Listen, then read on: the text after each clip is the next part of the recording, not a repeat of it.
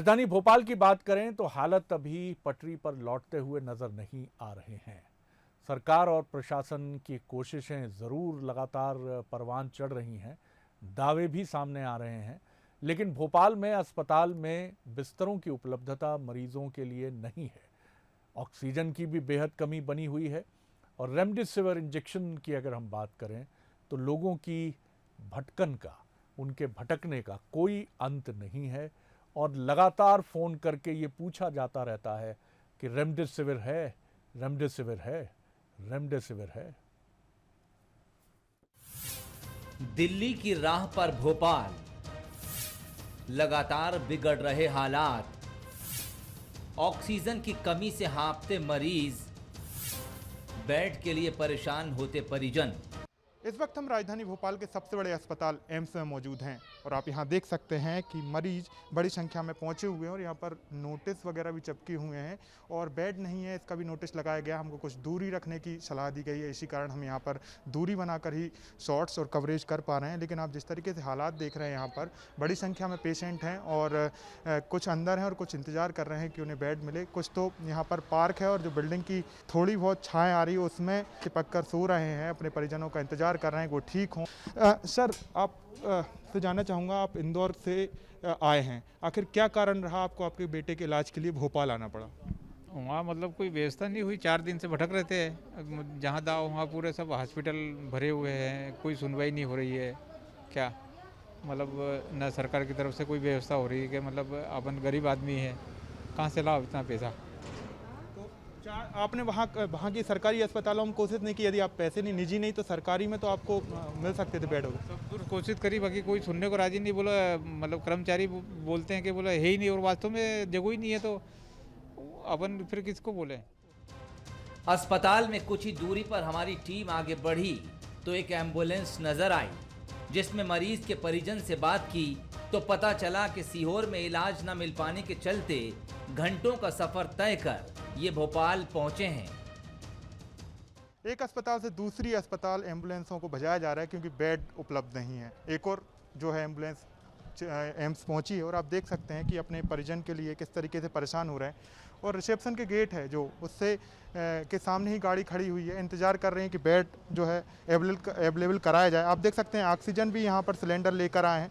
बताया जा रहा है सीहोर से ये अपने माता जी को लेकर आए हैं। कोशिश यही है कि बेहतर से बेहतर इलाज मिल सके। इनसे ही जानते हैं कि कितना क्या खर्च हुआ है और क्या, कहाँ से आए हैं और कितना टाइम लगा आप लोगों को? तो सीहोर से आए, लगभग 1.5 घंटा लगा है हमें यहाँ से आने। जगह जगह ब्लॉकेज है तो फिर प्रॉब्लम आ रही है वहाँ से यहाँ आने में। जगह जगह थोड़ा लंबा घूम कर आना पड़ा है, टर्न लेना पड़ा है, बहुत सारी प्रॉब्लम है सर। यहाँ क्यों आए? आखिर वहाँ पर भी तो आपका इलाज हो सकता है। सर वहाँ पर कोई इलाज नहीं हो रहा है, बहुत पेशेंट है क्या? पेशेंट कोई ज़्यादा नहीं है, वहाँ पर डॉक्टर ध्यान नहीं दे रहे हैं, सब लापरवाही कर रहे हैं। सीहोर के इलाज पर आपको वहाँ पर भरोसा नहीं था? यही है? सर बिल्कुल नहीं है, वहाँ पर और भी मरीज परेशान हो रहे हैं और कई डेथ हो चुकी है, इसलिए कोई भी मतलब अपन विश्वास नहीं कर सकते सर वहाँ पर डॉक्टर पे। वहाँ पर दिन भर वो चेयर पे बैठे रहते हैं, उनसे किसी प्रकार की प्रॉब्लम बोलो तो उन्हें कोई मतलब नहीं है, नर्स को पहुँचाते हैं। ये तो सरकारी अस्पताल के हालात थे। इसके बाद हमारी टीम ने राजधानी के निजी अस्पतालों का रुख किया।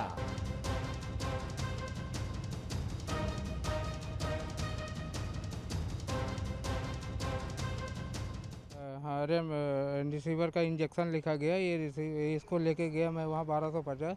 उन्होंने कहा कि लिस्ट में नाम पूछे तो लिस्ट में नाम नहीं आया, इसका नहीं मिलेगी इंजेक्शन। ये अभी क्या बोला? नहीं है, आप ये लिख के दे रहे हैं कहीं से भी लाओ? हाँ जी, कहीं से भी लाओ, हम इंजेक्शन लगा देंगे। मतलब बचाना है आपको, अपने वालों को तो इंजेक्शन चाहिए। हाँ जी। तो फिर आप क्या करेंगे? नहीं मिल रहा है तो फिर क्या है? सर अब क्या करेंगे, हो भी आया वहाँ, उन लोगों ने, उनका कहना ये है कि लिस्ट में नाम पूछते हैं तो लिस्ट में नाम भी नहीं है, यहाँ एंट्री भी नहीं कर रहे हैं उस पर। देखा आपने, हालात ये हैं कि इंजेक्शन लिख कर दे दिया है, बता नहीं गया कहाँ मिलेगा। बोले जहाँ से भी लाना है सिर्फ फोड़िए, चोरी करिए, ब्लैक मार्केट से लाइए, कहीं से भी लाइए, लेकिन इंजेक्शन ला के दीजिए कि यदि आपको आपके परिजन को बचाना है तो इंजेक्शन ला कर दीजिए। दूसरी ओर जिन कोरोना मरीजों को अस्पताल में बेड मिल चुका है, उनके परिजन को ऑक्सीजन के लिए अब भी जूझना पड़ रहा है। केयर ही नहीं कर रहा है हॉस्पिटल वाले, हमको मरीज है, हमको ही केयर करना है। वो तो कह रहा है हमारे पास सिलेंडर नहीं है, आपसे उत्तम प्रबंध करते बने तो आप प्रबंध कर लो, हमारे पास नहीं है, नहीं तो मरीज को घर ले आओ, हॉस्पिटल वाले कह रहा। इन तमाम चिंताओं से उलट प्रशासन का अपना दावा है कि ऑक्सीजन की कोई कमी नहीं है, जरूरत के हिसाब से सही डिस्ट्रीब्यूशन किया जा रहा है। वहीं रेमडेसिविर इंजेक्शन पर मंत्री विश्वास सारंग का साफ कहना है कि इसकी कालाबाजारी करने वालों पर रासुका की कार्रवाई की जा रही है। सर, ऑक्सीजन की लगातार कमी बनी हुई है, निजी अस्पताल लगातार मांग कर रहे हैं, तो उसके लिए क्या कुछ इंतजाम किए जा रहे हैं? देखिए, ऐसा नहीं है। मैं आपको स्पष्ट भी करना चाहूँगा और क्लैरिटी देना चाहूँगा कि ऑक्सीजन की कमी बिल्कुल नहीं है। जितनी भी हॉस्पिटल्स की डिमांड है उससे उतनी ही आपूर्ति हम लोग सतत मेंटेन किए हुए हैं। मध्य प्रदेश कोरोना की जिस लहर से जूझ रहा है उसकी कल्पना न सरकार ने कभी की थी, न लोगों को इसकी उम्मीद थी। देर से ही सही सरकार इसे लेकर एक्शन मोड में आई। आकर्ष शर्मा, बंसल न्यूज, भोपाल। दर्द की इन तस्वीरों को देखें तो वो शेर बेसाख्ता याद आ जाता है। पीछे बंधे हैं हाथ लेकिन शर्त है सफ़र, किससे कहें कि पैर का कांटा निकाल दे।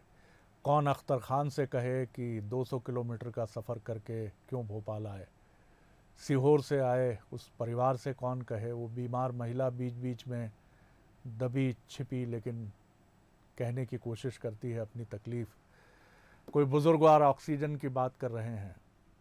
प्रशासन की कोशिशें हैं, सरकार की कोशिशें हैं, लेकिन एक रैशनैलिटी से अगर कोशिश हो कि कहाँ कितनी ज़रूरत है, किधर क्या चीज़ किस तरह से पहुँचानी है, इसका अगर एक मौजूद ब्लूप्रिंट बने और ज़मीनी हकीकत से हमारे अलंबरदार बहुत तरीके से रूबरू हों, तो मुश्किल नहीं है इन सारी चीज़ों को समझना। लेकिन आप समझ सकते हैं कि जिसकी जेब में पैसा नहीं है वो इंदौर जैसा शहर छोड़कर भोपाल इलाज कराने आता है।